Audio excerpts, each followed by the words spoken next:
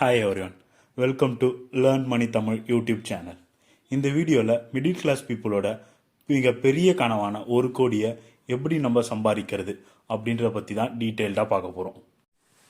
1 கோடி சம்பாதிக்கிறது நான் ரொம்ப ஈஸின்னு உங்ககிட்ட சொல்ல போகிறது இல்லைங்க. முதல்ல 1 லட்சம் சம்பாதிக்கிறது கஷ்டம்தான். அந்த 1 லட்சத்தை 10 லட்சமாக மாற்றுறது அதை விட கஷ்டம். 10 லட்சத்தை நம்ம 1 கோடியாக மாற்றுறது அதை விட இன்னும் கஷ்டம்தான். பட் ஒன்ஸ் நீங்கள் 1 கோடியை சம்பாதிச்சிட்டிங்கன்னா அதை நீங்கள் 2 கோடியாக மாற்றுறதுக்கு நீங்கள் இதுக்கு முன்னாடி போட்ட எஃபர்ட்டில் 1/3 போட்டாலே போதும். அந்த 1 கோடி 2 கோடியாக மாறும். இதுக்கு நீங்கள் ஃபஸ்ட்டு இந்த விஷயத்தை ஸ்டார்ட் பண்ணணும். கொஞ்சம் பொறுமையோட ஒரு விஷயத்த தொடர்ந்து பண்ணிங்கன்னா கண்டிப்பாக நம்மளால இந்த 1 கோடியை ரீச் பண்ண முடியுங்க.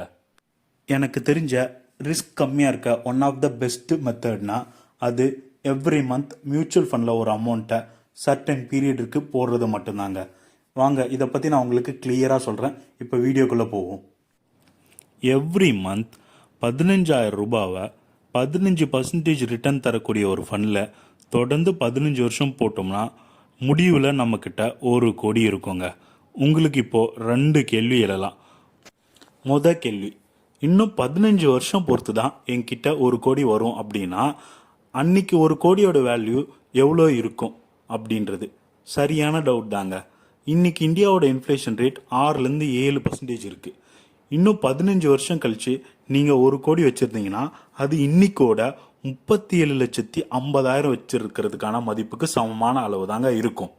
சரி, இன்னைக்கோட மதிப்பு 1 கோடிக்கு நான் அன்னைக்கு எவ்வளோ வச்சுட்ருக்கணும் அப்படின்னு பார்த்தீங்கன்னா 7% இன்ஃப்ளேஷன் ரேட் படி அன்னைக்கு நீங்கள் 2,75,00,000 ரூபா வச்சுருந்தீங்கன்னா அது இன்னைக்கு 1 கோடி ரூபாய் மதிப்புக்கு சமமான மதிப்பாக இருக்கும். பட் அதுக்கும் நம்ம ஃபஸ்ட்டு இந்த 1 கோடியை ரீச் பண்ணி ஆகணும். ஸோ ஃபஸ்ட்டு நம்ம இதில் டார்கெட் பண்ணுவோம். அதுக்கப்புறம் அதை ஈஸியாக டபுள் பண்ணலாம். அடுத்தது, எவ்ரி மந்த் 15,000 போடுற அளவுக்கு என்கிட்ட அமௌண்ட் இல்லை அப்படின்ற மாதிரி நீங்கள் யோசிச்சிங்கன்னா நீங்கள் ஒர்க் பண்ண வேண்டியது உங்களோட வருமானத்தில் தாங்க. உங்களோட செலவு அதிகமாக இருந்தால் அதை குறைக்க ட்ரை பண்ணுங்கள். அப்படி இல்லைன்னா உங்களோட வருமானத்தை எந்த விதத்துலையாவது பெருக்க முடியுமா அப்படின்றத பாருங்கள். உங்களுக்கு ஒரு செகண்ட் இன்கம் எப்படியாவது கொண்டு வர ட்ரை பண்ணுங்கள். ஸோ மந்த்லி 15,000 போடுறதுக்கு உங்களால் என்னென்ன முயற்சி எடுக்க முடியுமோ எல்லாத்தையும் பண்ணி இதை ஸ்டார்ட் பண்ணுங்கள். இப்போது எவ்ரி மந்த் 15,000 மியூச்சுவல் ஃபண்டில் எஸ்ஐபி பண்ண போகிறோம். எஸ்ஐபின்றது இன்வெஸ்ட் பண்ணுறதுக்கான ஒரு வழிமுறை தான். எஸ்ஐபின்றத ஒரு தனியாக இன்வெஸ்ட்மெண்ட் நினச்சி நிறைய பேர் குழம்பிக்கிறாங்க. எஸ்ஐபியில் எப்படி இன்வெஸ்ட் பண்ணுறது சொல்லுங்கள், இந்த மாதிரி நிறைய பேர் கேட்டு நான் கேள்விப்பட்டிருக்கேன். ஸோ எஸ்ஐபின்றது தனியான ஒரு இன்வெஸ்ட்மெண்ட் இல்லை, அது மியூச்சுவல் ஃபண்டில் எவ்ரி மந்த் இன்வெஸ்ட் பண்ணுறதுக்கான ஒரு வழிமுறை தான். அதே போல் எஸ்ஐபின்றது ரிஸ்க் ஃப்ரீ இல்லை.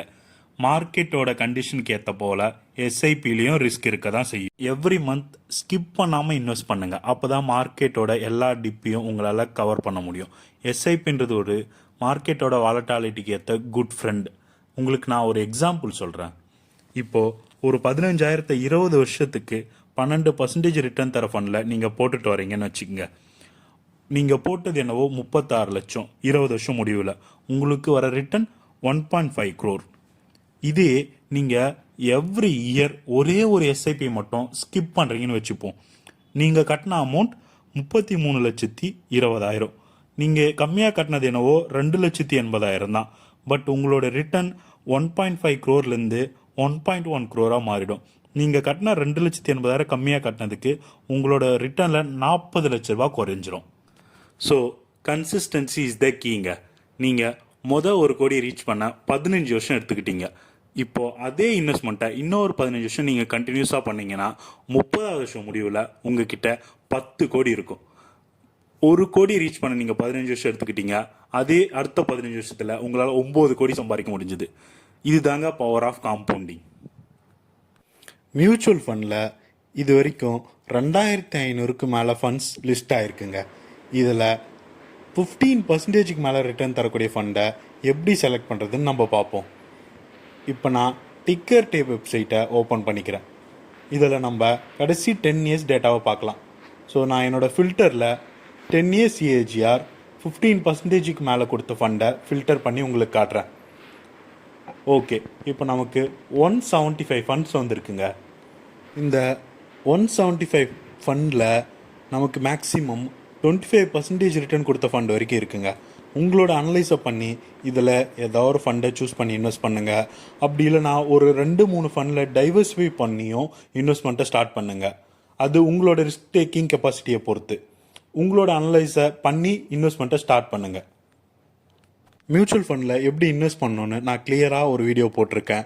இன்வெஸ்ட்மெண்ட்டை எப்படி பண்ணணும்னு தெரியாதவங்க அந்த வீடியோவை கீழே இருக்க டிஸ்கிரிப்ஷன் கிளிக் பண்ணி பார்த்து தெரிஞ்சுக்கோங்க. உங்களுக்கு இதில் ஏதாவது டவுட் இல்லை சஜஷன் இல்லை நாங்கள் ஏதாவது ஃபினான்ஷியல் டாப்பிக்கை டிஸ்கஸ் பண்ணணும்னு நீங்கள் நினச்சா கமெண்ட்டில் சொல்லுங்கள். இந்த வீடியோ யாருக்கு யூஸ்ஃபுல்லாக இருக்கும்னு நினைக்கிறீங்களோ அவங்களுக்கு ஷேர் பண்ணுங்கள். இன்னும் நிறைய ஃபினான்ஷியல் ரிலேட்டடான விஷயங்களை தெரிஞ்சுக்க எங்கள் சேனலை ஃபாலோ அண்ட் சப்ஸ்கிரைப் பண்ணுங்கள். தேங்க்யூ ஃபார் வாட்சிங். Happy investing.